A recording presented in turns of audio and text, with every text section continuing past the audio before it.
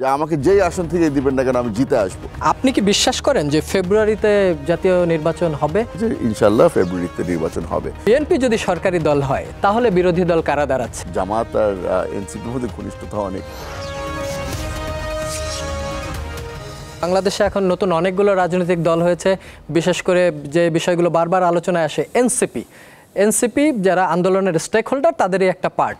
এর আগে একটা টকশোতে দেখলাম যে এনসিপির এক নেতা, ওই টকশোতে আপনিও অতিথি ছিলেন, সেখানে বলছিল যে যেহেতু নির্বাচনে 300 সিটের জায়গায় ওরা সংস্কার করে 400 সিট হলে তারা প্রায় 300 সিট পেতে পারে। তাহলে বিএনপি কি আগামীর বিরোধী দল? এই আপনি যেহেতু এই টকশোটার কথা বললেন, আমি একটু এখানে ব্যাখ্যা দিয়ে রাখি। আমাদের কালচার, টকশো কালচারের মধ্যে এই মারামারি কামড়াকামড়ি এটা একটা নর্মাল হয়ে গিয়েছিল।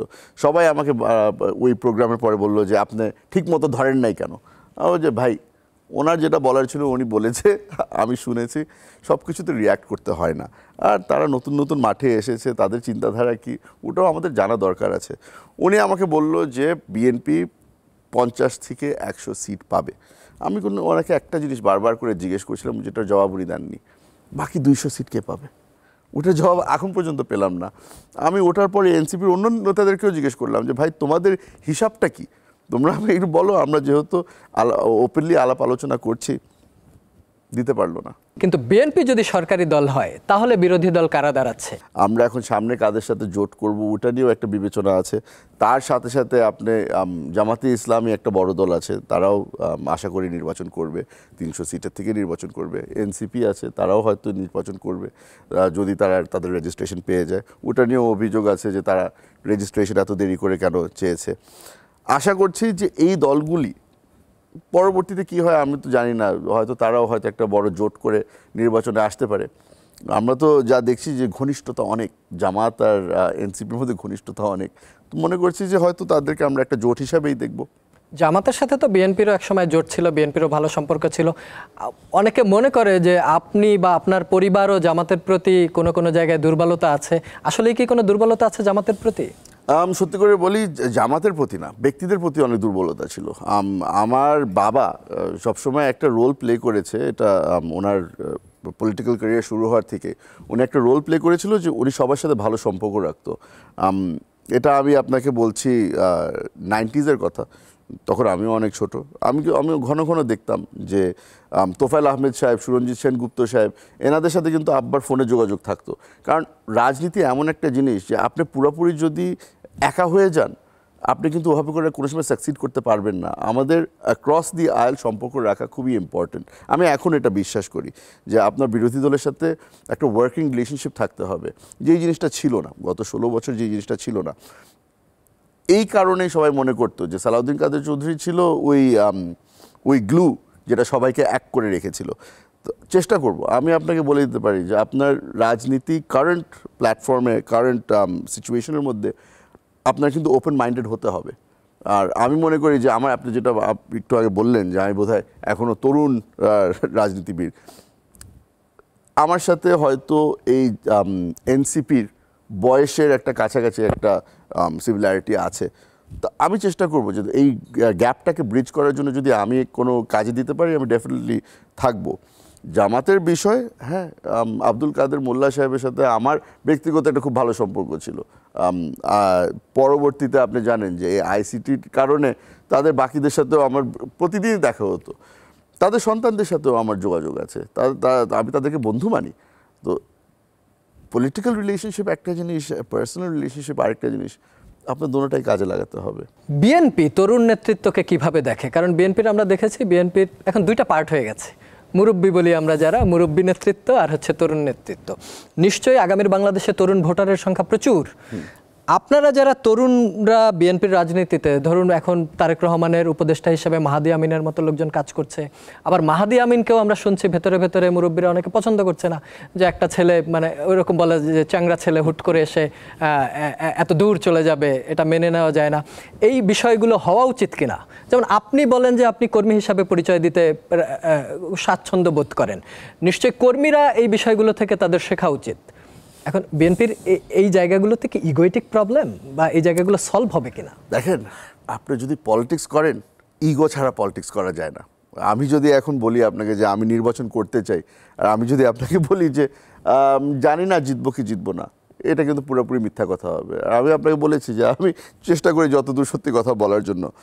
আমার ইগো একটা বড় রোল প্লে করে। আমি যেখানেই যাই আমি সবসময় বলি যে আমাকে যেই আসন থেকে দিবেন না কেন আমি জিতে আসবো। ওটা আমার ইগো, ওটা পলিটিক্সের মধ্যে is a very important thing. তো একটা মানুষ যে গত 40 বছর ধরে রাজনীতি করেছে, অফকোর্স তার ইগোতে লাগবে যে হঠাৎ করে আপনারা এখন ইয়াংস্টারদেরকে নিয়ে এসেছেন, কিন্তু এটা ন্যাচারাল একটা প্রোগ্রেশন। আপনার এই জিনিসটা মেনে নিতে হবে। আর আমরা মনে করি যে আমাদের সিনিয়র লিডারশিপে যারা আছে তারা মেনে নিয়েছে, কারণ আপনি এটা হয়তো আমরা একটা ক্লোজ ডোর সেশনের মধ্যে বেশি বোঝা যায়, কিন্তু একটা গ্রুমিং হচ্ছে। আমি এটা আগেও বলেছি যে আমার ওই সুযোগ হয়নি, খুব কম সময় আমি আব্বার থেকে ওই ট্রেনিংটা পাওয়ার সুযোগ পেয়েছি। পরবর্তীতে কিন্তু আমি ট্রেনিংটা পেয়েছি আমার এই বিএনপির মুরব্বীদের থেকে, আপনি যাদেরকে মুরব্বী ডাকলেন। আপনাকে ছোট একটা গল্প বলে রাখি। আমার খুব কাছের একজন মুরব্বী, তার সাথে আমি ঠাট্টা করছিলাম যে চাচা এখন তো সময় হয় না, কোনো পার্সোনাল লাইফ নাই, কী করব, মানে পরিবারকে সময় দিতে পারছি না। তো সে আমাকে তাকে খালি একটা জিনিস বললো, তো রাজনীতি করো কেন? আমার তো এই জিনিসটা আমার খুব পছন্দ হয়েছে যে সে আমাকে মনে করিয়ে দিল যে রাজনীতি করতে হলে স্যাক্রিফাইস করতে হবে। এই ট্রেনিংটা আমার মনে হয় যে খুব জরুরি ছিল আমার জন্য।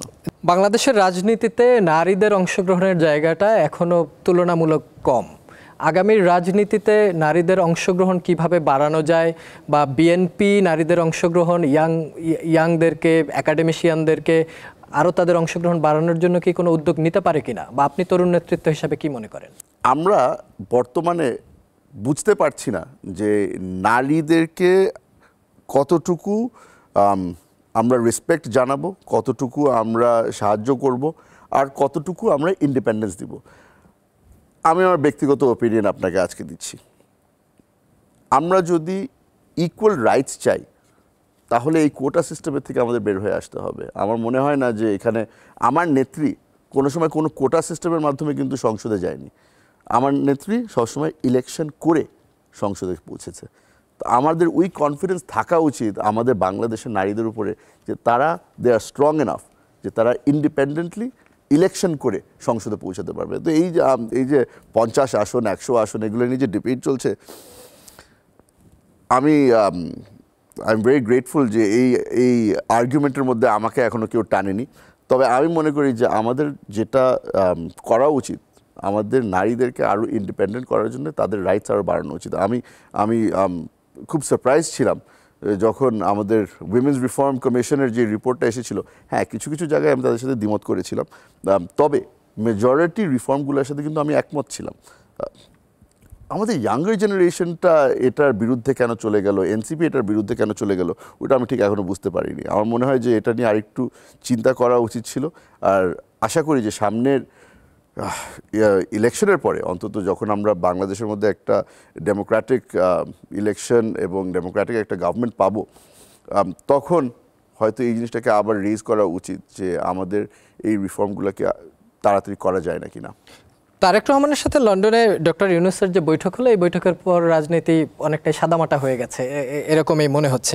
আপনি কি বিশ্বাস করেন যে ফেব্রুয়ারিতে জাতীয় নির্বাচন হবে? যে ইনশাল্লাহ ফেব্রুয়ারিতে নির্বাচন হবে। হ্যাঁ, রাজনীতিতে যেহেতু আছি কিছুটা তো আমরা ক্যালকুলেশন করি। আর ক্যালকুলেশনের মধ্যে যা বুঝতে পারছি যে এখানে সবচেয়ে আইডিয়াল টাইমিং ফর ইলেকশন হচ্ছে কি ফেব্রুয়ারি। কারণ আপনার ধরেই নিতে হবে যে আপনার রমজান মাসের মধ্যে ক্যাম্পেইন করা সম্ভব না। তো এই জিনিসটাই মনে হয় বিবেচনা করে সিদ্ধান্ত নেওয়া হয়েছে যে ফেব্রুয়ারি মাসের মধ্যে ইলেকশন হবে। এবং আমি বিশ্বাস করতে চাই যে তারেক রহমান সাহেবের সাথে যখন ডক্টর ইউনূস আমাদের ইন্টারিম গভর্নমেন্টের হেড, উনি যখন দেখা করেছে, ওনারা দুজন খুবই সিনসিয়ার ছিল একজন আরেকজনের সাথে। তো এখানে বোধহয় কেউ কাউকে ম্যানিপুলেট করা অথবা ধোঁকা দেওয়ার কোনো সুযোগ নেই। আমার মনে হয় যে তাদের উপরে আমাদের বিশ্বাস রাখা উচিত এবং বিশ্বাস করা উচিত যে তারা দুজনই চান যে ফেব্রুয়ারি মাসের মধ্যে ইলেকশন হোক।